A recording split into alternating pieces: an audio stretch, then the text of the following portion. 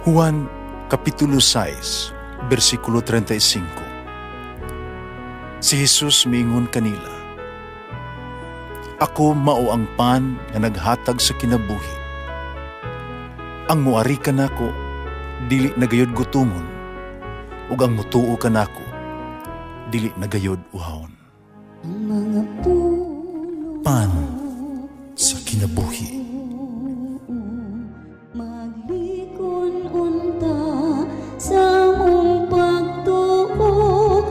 Gagaka kami sa pagtuman sa imong mahal nga kasuguan.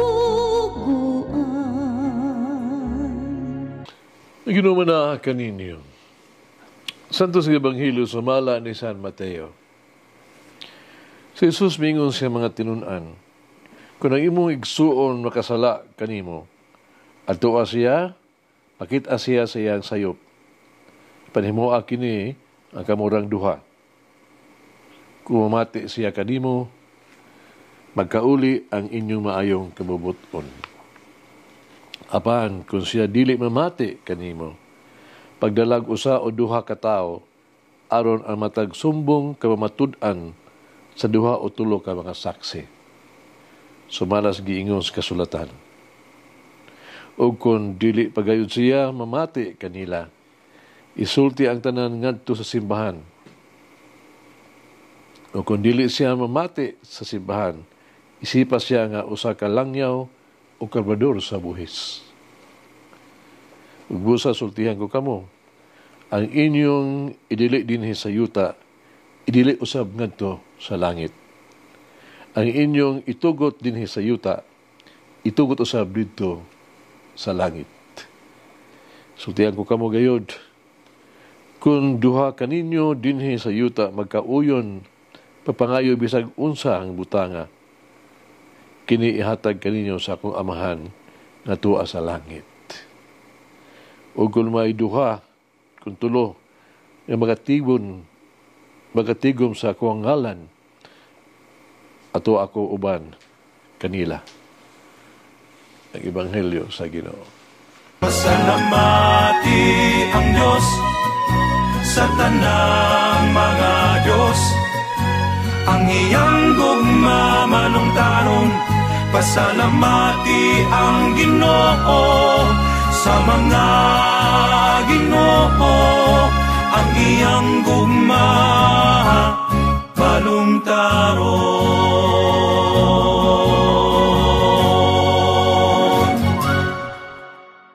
Si Jesus Ebanghelyo karon naghanap to guidelines, no? Murag naghanap siya guidelines. Sa saktong pamaagi sa paghusay sa mga tao nakasala ka nato. No? Doon ay tulog ka pamaagi. Una, no, ang pag-istoryahe, mag-istorya kanila dias pribado. Kailangan personal nato siyang pag-isultian tanang duha. Ipasabot kaniya ang iyang sayo. Kinahanglan natong ipakita kaniya ato ang motibo mao ang pagpauswag ba, pagig-uli gyud kaniya aron matulid ang sayop o pagbabalik kaniya ngadto sa may gugmaong panon sa amahan. Dili kita angay nga ma-emosyonal. Di na to kini ipakailap sa uban, no? Panabi. Kinahanglan nga dili kita magbalili-dali sa tuang paghukom. Rash judgment. Kung kita mukurher manggaling sa usa ka tawo, atong buhaton kini sa diwa sa pagpaubos og putli nga kasing-kasing intensyon. Gimo usab nato kini sa espiritu sa pagpaubos. Atong gamiton ang panultion ba, no? Nga nag-ingon, hugasi ang imong hugaw nga lino sa imong kagulingong nataran. Kasabi ba kita sad, no? Ikaduha, nga pamaagi mo ang pagkuha og duha, usa o duha ba ka uban kanimo, testigos, no? Pag kita kinahanglan mo salig sa matulud-anon ug matuhuon nga mga saksi, no? di na ito isalikway, kundi ipagsiuli ang tanan, ang atong tuyo. Mga saksi dili magtudlo, dili mag-akusar, dili magbutang-butang, no. Kundi aron maklaro ba ang mga butang, maklaro gyud ang isyu, umasabtan. Ikatulo, pamagi mo kung dili gyud maminaw, isulti kini sa simbahan, sumbong sa simbahan. Nagsalig kita sa simbahan o sa komunidad. Atong i-refer na to, ang tanang na to sa atong community. Atong i-appeal ang komunidad sa pagpangita o kasulbaran. Ang motibo din mao ang pag-establisar og kalinaw sulod sa atong simbahan, sa atong komunidad. Hinunumi baya, nga matagsala nga mahimo, mag-apekto gayon sa atong community, sa simbahan. Ang simbahan isip usa ka katilingban, nagalihok sumala sa mga pagtulunan ni Jesus, nga maoy ang agalon ug matutudlo, giya. Ang giya ug ang paghukom sa katilingban nagikan sa sugo kanaton ni Jesus, nga mao pahigugmaay kamo sa mga akong nahigugma kaninyo.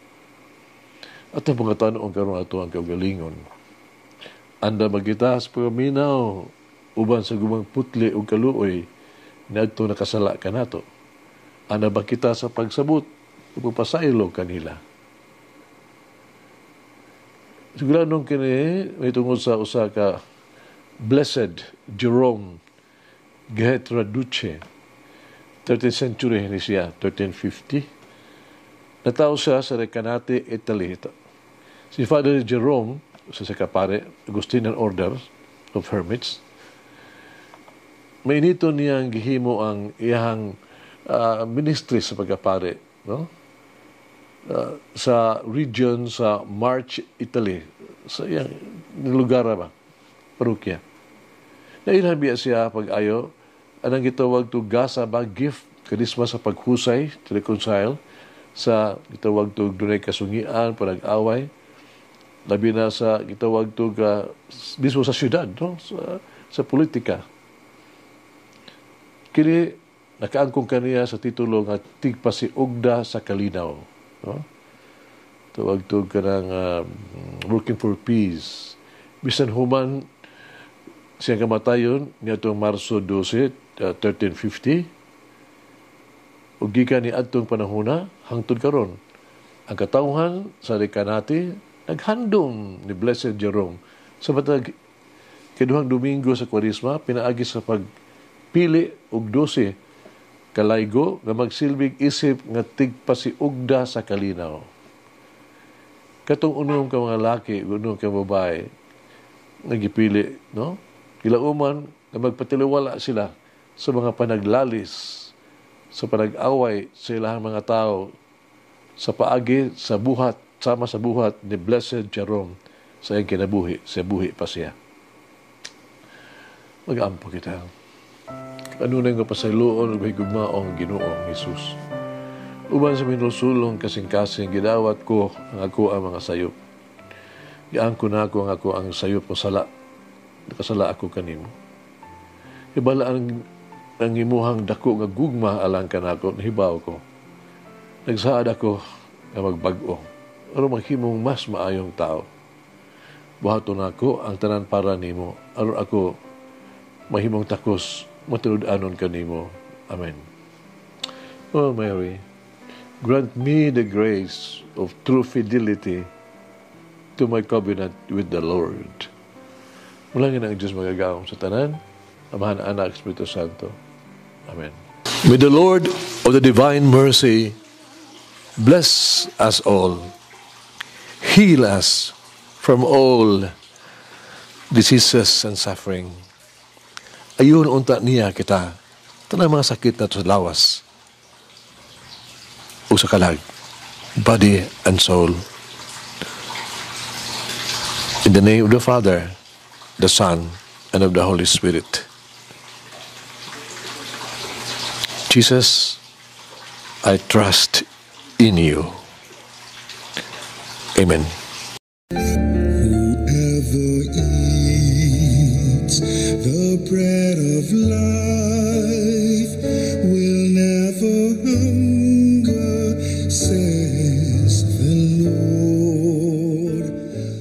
Hinigalaan inyo nabati ang pagpaambit ug hamubong pamalandong sa pulong sa Dios pinaagi sa tulumanon.